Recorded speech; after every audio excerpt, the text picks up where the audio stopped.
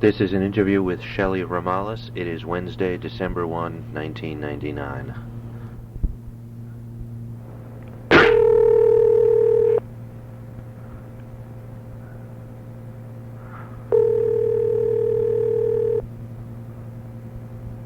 Hello?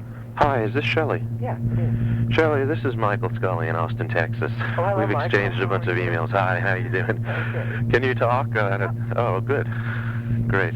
I thought I'd follow up on what I was writing you those long messages about. I know you said that you don't remember a whole lot from Malibu. No. Yeah, yeah, and usually I know what I've been finding is that people who've stayed involved actively with the Alliance either have more specific memories or at least think they do, juggling together memories of. Yeah, can reconstruct it because they make a point of reconstructing. Well, and they might be pulling things together from 12 years' time, but I also see people and relive that history all the time. Yeah, and I gather I've looked through some conference books. I gather you haven't been much involved. No, I left. Oh gosh, I don't remember when.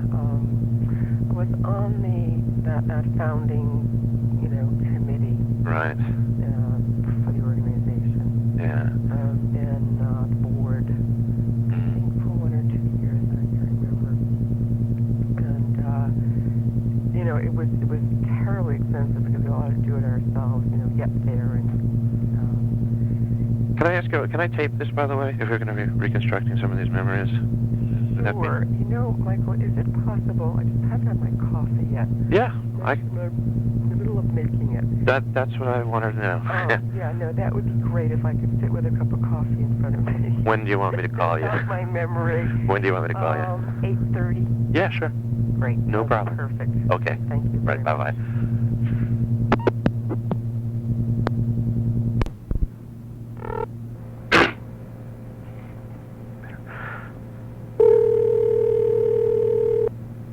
Hello, Michael. Hi, Shelly. I have. Is it better? Perfect. Good. I warmed up my own coffee. Oh, good. And put it in one of these things with the lid on it. What time is it there? It's 10:30. Okay. So and at first when you wrote to me the time you wanted, I always get these things mixed up. So at first when you said call between 8 and 8:30, I said, oh shit, I got to call at 6 in the morning. And I was just going to do it. But it's actually not hard on me because I'm up. It's hard on my wife who's wrestling with her. It wouldn't be 6 your time because you're 2 hours later, aren't you? Yeah, exactly. No, I always get them wrong. I always have to stop and think. In fact, even after I decided, no, this was fine, it's a comfortable 10:30. Before I was placing the call, I said, I got to make sure what time it is here. Right. I know. I do that with these different times. Yeah. Anyway, I'm glad. Why don't you go back? You were invited, I guess, because of your connection with the Woods, and all I know about that is what's in the little Folk Alliance blurb from '89. Why don't you tell me a little bit, just in your words, what that was? What was the year that? The conference was in January of '89. '89. Okay. Exactly 11 years ago, just about. Yeah. God, time goes so fast. Well, by that time, I had been running the Woods, or either with people in the beginning or by myself for a few years. Let's see, because I started in '80. I got involved with them in '82 or something like that. Went to the first Woods, right? So I had been sort of a long time, not a presenter, but a camp organizer. And also I did present concerts and stuff like that. Involved in vocal. It was that. I got a call from Elaine. Mm-hmm. And did you know her? I didn't know her. Okay. And I knew that she organized the, what was it, the California Traditional Music Society. Festival. But I didn't know anything else about her. Right. And so she called me, and she was extremely charming on the phone. And said this was her baby and her dream. Right. She would get people together in Malibu for this meeting, and one of the reasons was that I was Woods organizer. The second reason was that I was Canadian. Right. I mean, that was really important to her to have some kind of diversity. Yeah. As they were conceiving diversity in those days. Sure. So I went down, and I thought it was a very exciting idea. Did you have to pay your own way, or did they get some funding or something? You did, yeah. But I thought it was an exciting idea. I mean, she wanted to establish a folk organization which would go cross-border, she was hoping. Although, I kind of think the conception of Canadian stuff, although, I mean, Canada was very, very big in folk at that time, I really don't, I think there was a lot of myopia with regard to what was really up here, you know, really up there, I should say. On the part of Elaine, you mean? On the part of, well, almost anybody. Right, you know, okay. In the folk business, because it's, the U.S. kind of gobbled up everything, you know. Well, we think you all live in quaint folk-like villages. Right, igloos or something, you know, it's just like, oh my God. So, anyway, so I came, and it was just for the weekend. It was kind of like, I remember through weary-eyedness and jet-laggedness, you know, that wonderful first Friday night was sort of roaming around and meeting people. And all Where'd she that. have this held now? What do you remember about that? In Malibu, and I'm trying to think of where she did it. It was at some hotel. I can't remember what it was. I can't remember the name of the place. I mean, it was so long ago. Right.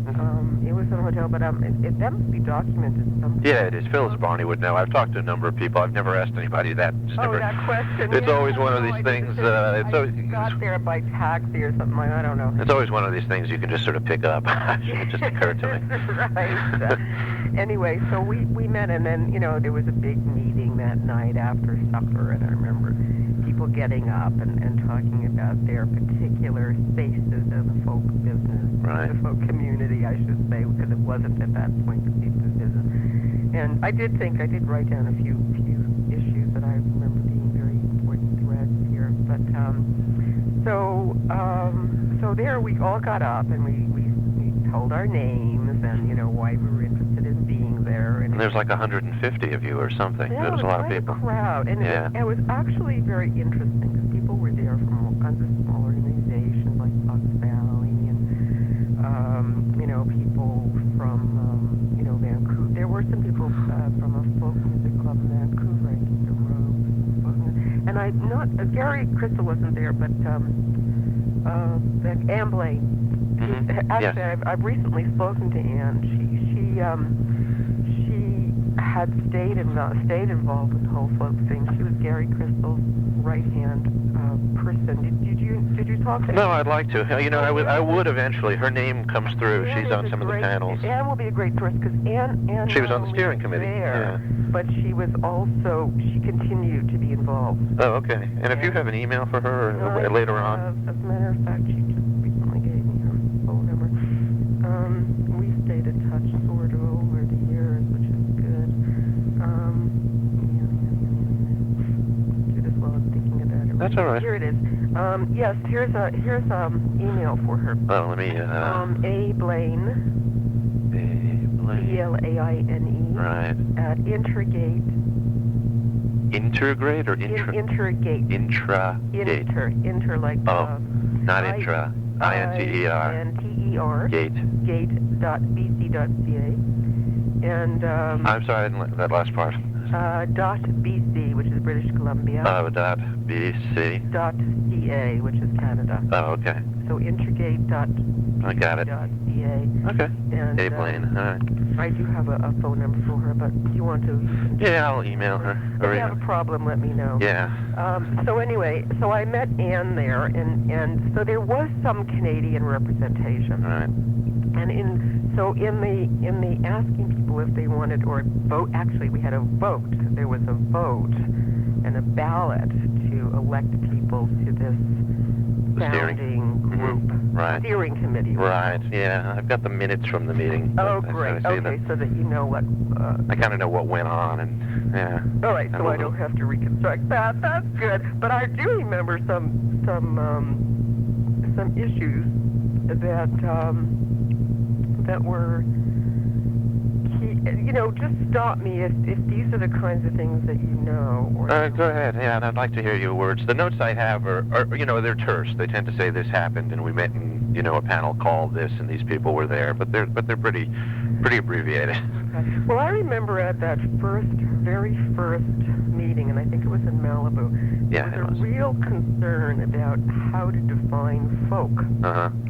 Because people felt that there were so many different conceptions of folk. Right. The pop taintedness of it versus, the kind of a rural, kind of like disparagement of the term folk. Mm-hmm. And there was a lot of interest and a lot of controversy in how to make this organization put folk on the map. Excuse me. To say, well, we want to elevate folk so that Right. people really care about it again. And how do we do that? Whatever it is, we want to elevate. Whatever it is, but we don't want to define it. Right. Okay. We want to do it. Was that a decision then? Was it? Well, you said we don't want to define it, but you said there was concern about it. It was kind of a general feeling of people wanted to stay away from the definition of the term folk. Okay. And I think that was a running thread Mm-hmm. because they thought that they would get too bogged down, or we thought we'd get too bogged down Sure. in that definition, and probably true. Oh yeah, I think it is. The other running thread through, are you specifically interested in Malibu or the way the organization got sort of... The latter. Okay. The latter. I'm more interested in sort of an intellectual history of what it was thinking about. Yeah. Okay. Well, one of the main divisions that seemed to continue during the time I was involved was the quote-unquote backyard folkies and the people that felt that they didn't want an organization which was a business-driven organization. Okay. And the other people who felt that, you backyard players, if we listen to you, we'd never get off the ground, kind of thing. That was sort of Mark Moss's feeling. He wanted folk to be more of a business. Mm-hmm. Why did the backyard players feel there was a conflict, since nobody would intrude on their backyard if they wanted to go back to it? Well, why do they feel that it was a conflict? Because I think people felt that they were very idealistic about the notion of folk music being alternative. And if it was made into a business with agents and managers and people running around this organization, there wouldn't be enough respect for the artistic production of folk. Okay, so what were the conflicting views about what the Folk Alliance should be doing, and particularly from the backyard perspective? I can see what a national organization could do, or a continent-wide organization could do from a business perspective, but what could it do for the backyard players? Well, put one in touch with other backyard players. Okay. Find traditionalists, and you see, here was the other issue, because one of the concerns that people had, I'm not sure, this was another thread, but it had to do with diversity. Mm-hmm. It had to do with, the term world music hadn't been quite coined yet. Right. But there was a concern that, okay, these are all white folks here. Mm-hmm. There's no, there are no real, quote-unquote, real representatives of folk. Mm-hmm. How can we get them happening? And they don't call themselves folk, kind of thing, and they're not going to join this organization. So there was a feeling on the part of a number of people who were concerned about the let's say, continuity of traditional music, that it would become an all-white representative organization, a business bent, which in fact I think mostly has. Yes, it has. Yeah. I mean, and because the business of that was the realist perspective too. I mean, you have to survive. If you're going to go into folk music, you got to make a buck, and you can't always get paid, $50 for your performance kind of thing. But even a statement like that, you're kind of reading out. It's not talking about real vernacularity. It's talking about professional performance on some level. Yeah. Yeah. Exactly. And in fact, the workshops that began to be generated in the organization had to do with how to make a living as being a folk artist. Right. How to sell yourself as a folk artist. Sure. So I think there were a lot of conflicts always about this. And even people whose hearts were not in that direction would see the necessity of it. Right. But there was always that tension going on. I organized the showcasing for 2 years. And, that's interesting. and Do you know what conferences that was? Chicago for one. Uh-huh. And how about the Toronto? Did you do that? Or? No, I wasn't involved by the time Toronto came. As a matter of fact, I was here in California when that particular meeting. Oh, okay. So you did Chicago. Do you know the other? It was one of the earliest. Was it Philly? Philly was the first real one. I've got all the booklets here. Oh, so okay. I don't know. No, then it wasn't Philly. The third was Chicago, and let me see. I could tell you. I just have to file through this stuff. The fourth was Calgary. No, it must have fifth been was the first Tucson. two. Okay, would have been Philly. I mean, then we're getting into 93 was Tucson, 94 was Boston. Yeah, no, Tucson was the last one that I went to, and I only went to part of it. Okay. Calgary was the year before Tucson. Okay, so the first year was... It went Malibu, Philly, Chicago, Philly, Calgary. Calgary. Okay, it was... Yeah, that's what we got here. All right, no, I'm just trying to think of the 2 years. It must have been Philly, and it must have been Philly and Chicago. Okay. I can't remember exactly. Anyway, so it was very hard because I get all of these tapes to listen to. Right. And they were mainly singer-songwriters. Yeah. A ton of singer-songwriters and a ton of white singer-songwriters, because that's who's around. And so the diversity that was attempted, I mean, of course, anybody, quote-unquote, that did traditional music was, they'd be, captured right away. Right. I remember Iris DeMent was one of the people that, she was a singer-songwriter, but, she was from Arkansas. Yeah. Any way that you could define something out of, like non-urban or big center kind of thing. Right. And I was just grasping for straws at that point. How'd they get the word out? Just through organizations that were involved? How did people know to send in these tapes to someone, to you, or to whoever they came to? You mean, how did the advertising go out? For a showcase, in order to allow people to apply to showcases. Right, there was a mailing list. Okay. And I don't know, I guess Elaine had generated that. Right, it was probably dealt with locally by mailing list, I assume, went out to groups who then put the word out among their membership. They went out to groups, but and I'm not sure. I mean, by that time, the agents were involved, so they got their people. Right. People like George Belderose and Helen Bomarito, who later became Martin Hayes' agent and then partner. I can't remember Joan, somebody who was they used to handle Sally Rogers. And agents, of course, were really hot on getting their people to showcase. So showcase eventually was a very tough thing. I mean, but in the beginning, it wasn't. That the toughness was, choosing which singer-songwriters you're going to have, and getting as much diversity as you possibly could. I'm trying to remember what the mailing lists were generated. Well, I mean, you had Art Nennius, the head of Bluegrass, so he had a big mailing list. And then all these folk, festival people, had probably people that they. Yeah, I don't know how those were generated, or how the. I forget. I guess what I'm getting at is right away. It seems like it's getting channeled through. It's running through business channels almost immediately. Yes. Yeah. It's not. Yeah, I think that happens very quickly, and I think that what happened at those initial meetings is those people who were, or those of us who were more quote-unquote idealistic about the nature of folk music or whatever you call it, were drowned out Okay. by people. And those voices came from smaller organizations like, the one I represented. I didn't join as the Woods. I joined as myself, as head of the Woods. I mean, it wasn't a Woods organization that joined because you had to pay more to join this organization. Okay.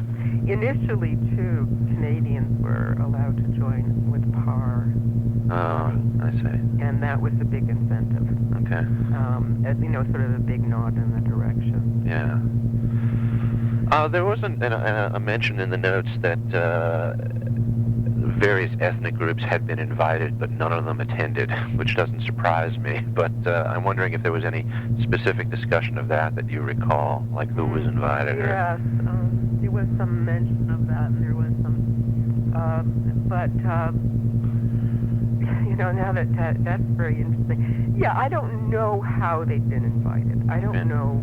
I gather Elaine had done that. Yeah, so far she's spurning me for some reason or other. Well, I mean, she's gone through a very, I'll tell you some history of that I remember, but I don't know what, I'm always amazed that she still stays involved with the folk alliance.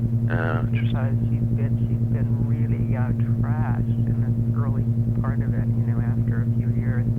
People were concerned about her way of running the business. The business. Yeah, well, I'd say, that doesn't, what you're saying doesn't surprise me. I don't know her, so I don't know if it's a valid conclusion, but I'm picking things up like that. She's, Elaine Weissman is an amazing organizer. I think people find her controlling, and again, I don't know this. But, here's a contradiction, Michael, because, organizers are, I understand. They have to be. I understand. I understand. I mean, they always alienate people because they don't delegate easily. Yeah. And they know what they want. They have vision. Right. I understand. And she's a person with a vision. I don't know her at all. My vision of her at Albuquerque, the last conference, I knew who she and Clark were, and I said, just to myself, I think this is the first time I've ever voiced it, that they're walking around here like the revered founding father and mother that nobody wants to talk to. I know. Well, I think that's the place that people have decided, because after, I think that she wasn't voted in that year to be, or she was sort of cast out, as the president or the premier of this organization. She, people then came back and felt very guilty about it because we should, quote unquote, respect our founding fathers and mothers. Right. So I think that, she, like other organizers or like other people with very great strength, have very clear ideas about what they want to do, and they alienate people. It's just not surprising, and it's not unique to this organization. And I mean, I never had a personal relationship with Elaine, but that was always fine, I mean, I stayed marginal to this situation, fortunately, because I was in Canada, and I didn't have the same, I wasn't dealing with the same politics, in my own scene, but up there, to deal with. But there was another, you started to, about other groups. Other groups, being invited. Well, I don't think they were interested in this. Yes. I mean, I don't know how they were approached. I don't know how it was presented to them. But what would be their interest, except if they were particularly entrepreneurial? Right. I mean, if they wanted to sell themselves, and then maybe they felt themselves as very marginal anyway. I mean, it's tokenism. I mean, perhaps, I don't know. Sure. But I do remember at that first Folk Alliance meeting, Elaine bringing in a group of others, of whoever those others were, I don't remember, natives of some sort, to perform. And it already constructed the situation as, okay, they're performing for this and, strutting their stuff, which is the packaging of the other, for the organization. That was the feeling that I had whenever another group was brought in who didn't represent the larger community. The larger community were a bunch of white middle-class people. Mm-hmm. That's the folky world. That's the folky world. I mean, and this is, you know, it's the nature of it. Yeah. It's like, and then, you know, world music later on was sort of invented to and maybe capture some of these other interests, you know. And I don't know how the Alliance is dealing with the whole business of world music right now. Do you Not very well. I mean, I don't know yet internally, really. I know from the evidence of the recent conferences and a few people I've discussed to, they can't figure out how to break away from simply inviting more of them to showcases and holding panel discussions that focus upon different traditions, but it still becomes a show. I also think it becomes something that is tied solely to the conference and then goes away. You know, if you're not at the conference, you don't really exist. You can come to the conference and be in a panel or be the focus of a panel and even be on the panel, or you can showcase, and then after that, I don't think they know what to do about it. Yeah, do they get gigs? That's the question. Because that's the other thing is that you know, worth it, because showcasing costs. Yeah. They pay for these other groups. Like, do they offer them scholarships to showcase? They will do that. Yeah, I mean, they have that. They have programs such as that. They want to decide. I know that they explicitly want to. They want to decide who they would like to have showcase, and then enable them to do it, even if they can't afford it. But that becomes a financial problem in the organization. So. How is the organization doing financially? I think all I can tell you is in a relative sense. I think 5 or 6 years ago it was doing badly, and Phyllis Barney, I think, has really helped shape it up, and it's doing better. Yeah, this is great. Yeah. That's my sense right now is that they come out of their conferences ahead. And can sustain, you know, and they're getting themselves involved in more things, which I think simply means putting their imprimatur on it. They're doing they're sponsors or partial sponsors of a conference going on in D.C. tonight, put on by the American Folklife Center, predominantly in ostensibly in honor of Alan Jabor, but it's meant to raise money for some collection that he was involved with. And the Folk Alliance has put their stamp on that. And another side of the coin, I think the conference is called a benefit for the Henry Reed Foundation, and Henry Reed was someone that he was a member of the folk down in Appalachia that Alan Jabor worked with for many, many years, and now under the name the Henry Reed Papers, although I don't think they're all his papers. I doubt he had many papers. There is a library collection being created involving the work with Henry Reed and his community, and this concert is meant to raise money for that, and the Folk Alliance is one of the sponsors. It's also meant as a party in honor of Alan Jabor, but he didn't want meet and greet where you serve caviar. He wanted something that was directed toward the work. That was admirable. Interesting. Well, I remember that one of the things the organization was trying to do is have more than just business colloquia, like try to organize, sessions around more intellectual issues. There's a few of that peeking through. They were involved on another side of the folk coin. They were involved in the Rock and Roll Hall of Fame tribute to Phil Oakes that was done earlier this year. And so they used that as a vehicle to look at topical song more broadly and put Oakes in context. I mean, I didn't go to it, but I got a lot of literature about it. And it was done at the Hall of Fame, but the Folk Alliance had their label on that and had some involvement. Oh, I see. I remember one year, I don't know if you know the issue that, was written about in the Old Time Herald by Matt Manford. He talked about, he did his band, what was the name of it? Woodshed, something.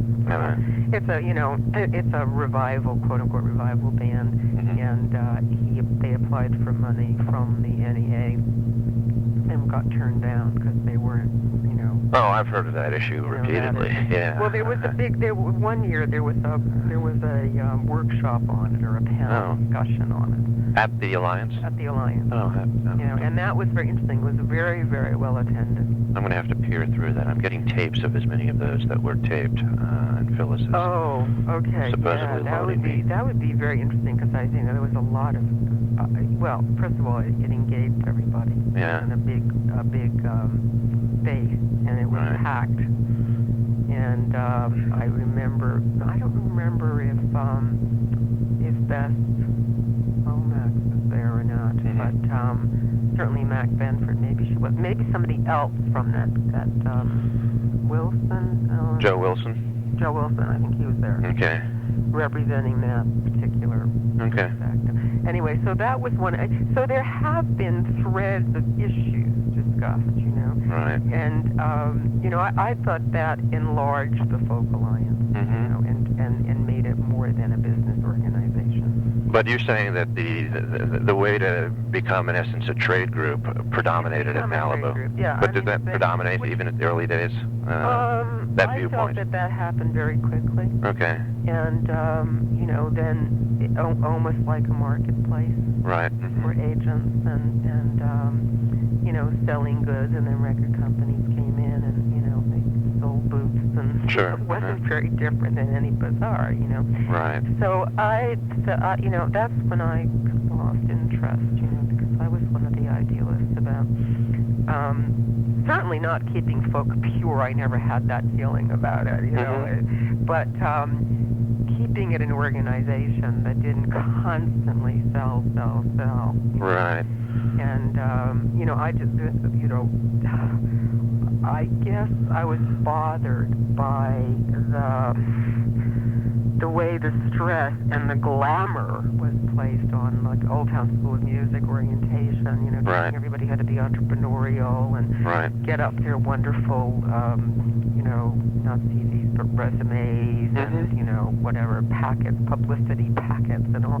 And I know that all of this is terribly necessary if you want to sell yourself, but it just sort of seemed like a pop orientation, and bring back the folk boom kind of thing. Well, it has nothing whatsoever to do with promoting vernacularity within communities. I mean, nothing. That's right. At all. Yeah, it has nothing to do with preserving vernacular expression. I mean, I would say that nothing, it seems to me, unless if you can think of something, tell me. But no, I agree with you, and it's one of the things that put me off. Was there a talk about? I'm sorry. Go ahead. No, go ahead. Was there a talk about defining the word traditional, a word that folklorists even stay away from nowadays too? But yeah, right. Traditional. I don't. Traditional was often used to avoid folk. Okay. But no one really. The complexities of the issues around traditional were not really revealed at that time. Well, people weren't talking about it. Okay. It hadn't filtered down. It was sort of. It was the deconstruction of the term traditional really kind of started to happen with analysis of more postmodern issues. Right. And that in the 80s was not what people were. Well, in the late 80s, early 90s, where I don't think there was much discussion of it. In fact, it was seen as very perhaps traditional versus folk by some people. Oh, that's interesting. Like traditional versus the real music of the people, versus folk, the constructed music of the people. So, it was a naive use of the word traditional. Yeah. And I don't think that, or maybe it wasn't naive within the context of, how can you be naive about something that isn't talked about anyway, Yeah. But I don't, I think the use of the term traditional was to avoid the use of the term folk. Okay. Was there any discussion at all of involving professional folklorists, if not from the academy, at least from the public sector, from all those state folk organizations and what have you, and public folklore groups?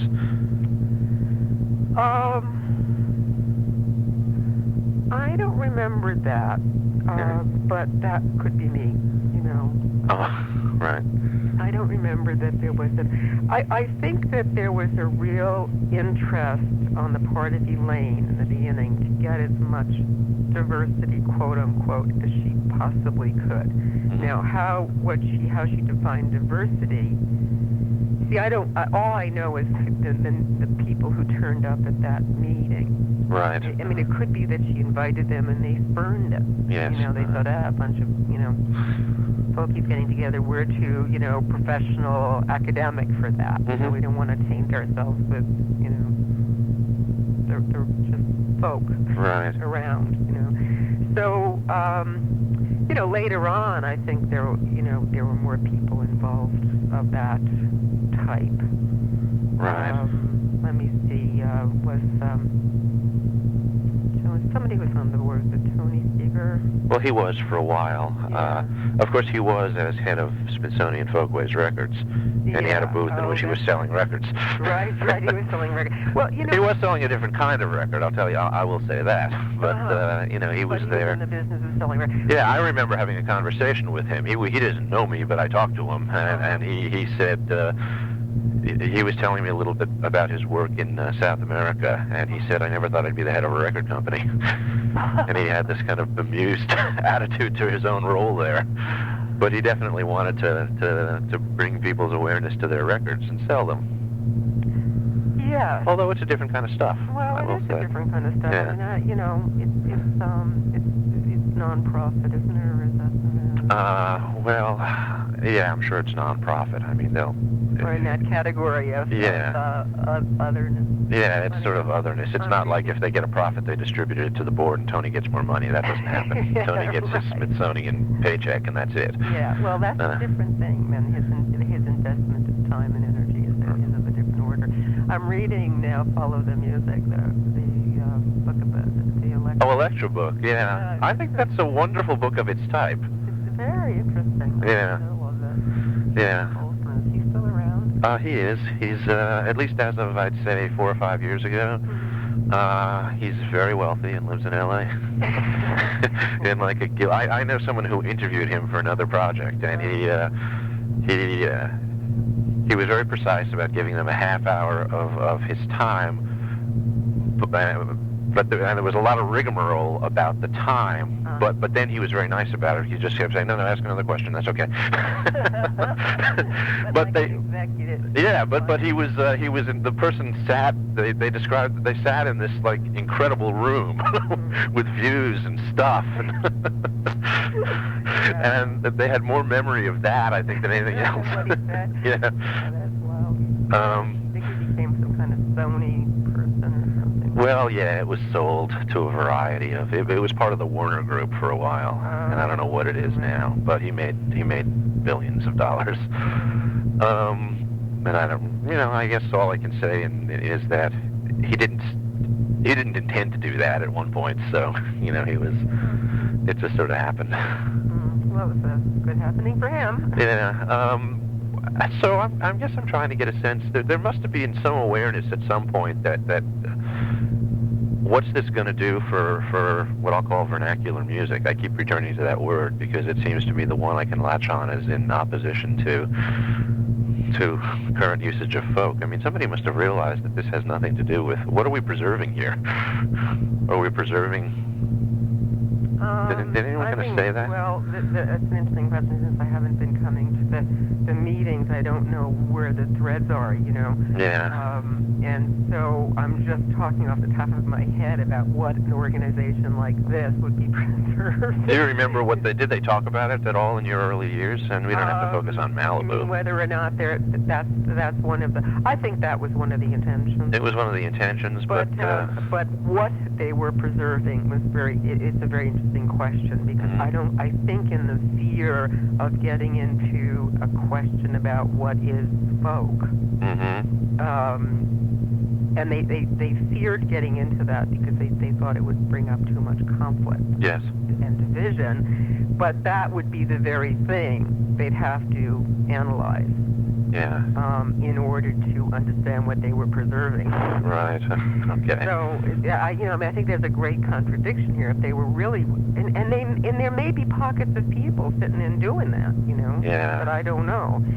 But, what are we preserving is a very, I think that's a question for the organization, and you'd be doing a great service to present it. And it sounds like they allowed a lot of gray areas to exist. And I think you have to because they want to be large. Right. So if you want to be large and you want to make an impact, you have to be as flexible as possible. Yeah. In terms of who belongs to the organization. Mm-hmm. So that the definition of folk is enlarged to meet everything, pop, Annie DeFranco, whatever, it needs to be enlarged so you can be large. Right.